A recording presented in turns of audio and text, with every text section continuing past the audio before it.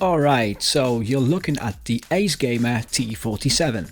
On paper, it's a $30 US controller with Hall effect sticks, but in a market flooded with budget controllers, does this one actually deliver when it counts, or is it just another cheap option? So buckle up, subscribe and let's dive in. So you get the box. Inside you got the usual paperwork, user manual, warranty info. Don't dust those just yet. There's actually some useful stuff in there. Then of course the controller itself and the USB-A dongle for the 2.4 GHz wireless connectivity.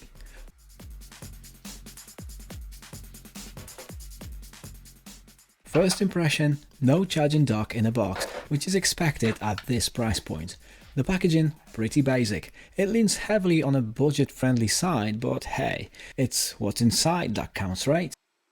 Picking up the AceGamer T47, the first thing you'll notice is the familiar Xbox-style layout with offset analog sticks.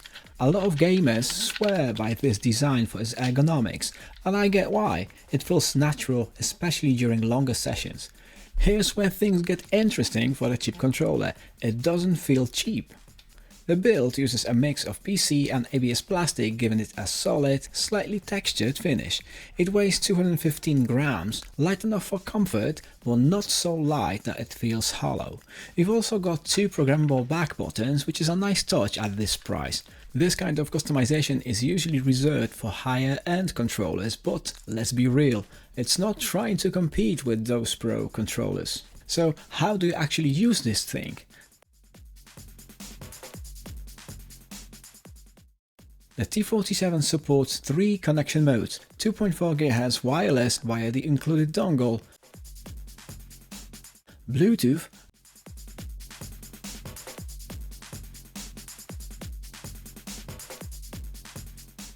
and wired via USB-C. Setup is straightforward. The 2.4 GHz connection is your go-to for low latency gaming, and in my test I didn't notice any lag even with fast-paced games. Bluetooth, reliable, but with a slight delay that's noticeable if you're playing anything competitive. And wired mode, solid and lag-free as expected. Compatibility wise, it works with PC, Android and even Nintendo Switch, but no official support for PlayStation or Xbox, which is worth noting if you're after a true multi-platform controller. Here's where things really matter, those Hall effect sticks. They deliver as promised, no noticeable drift, and they feel smooth with good resistance. The face buttons are responsive, but they lean slightly on the mushy side. Not a deal breaker, but if you're used to snappier buttons, you'll notice. Triggers and bumpers, surprisingly decent.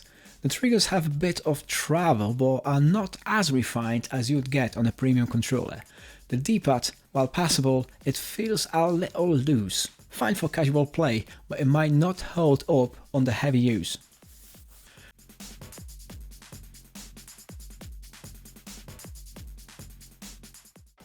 Now let's talk about customization. This controller makes a decent starting point, but it doesn't go as deep as some higher end options. You've got 2 programmable back buttons for remapping essential in-game actions or creating macros, a feature that adds value for competitive gamers. For visual customization, you've got RGB lighting with multiple effects and brightness options. Press M and left stick, cycle to lighten effects. M and left stick up or down to adjust the brightness. And M plus D-pad up and down, change saturation intensity. Beyond that, you can tweak some key settings, adjusting dead zones, vibration intensity and trigger stick sensitivity, giving you a bit of control over how the controller responds. Battery life is always a big deal for wireless controllers, and the T47 packs a 1000 mAh battery, which gives you around 10 to 12 hours of playtime. It's very standard for controllers in this price range.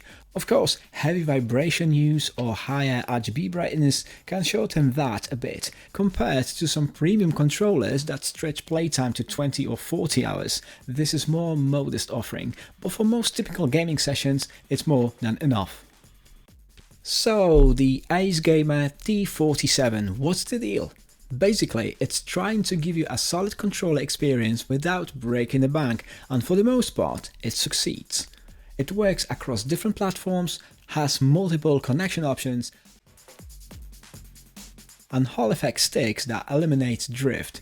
For a $30 US controller, it's punching above its weight, but it's not trying to compete with high-end pro-level controllers, and that's fine.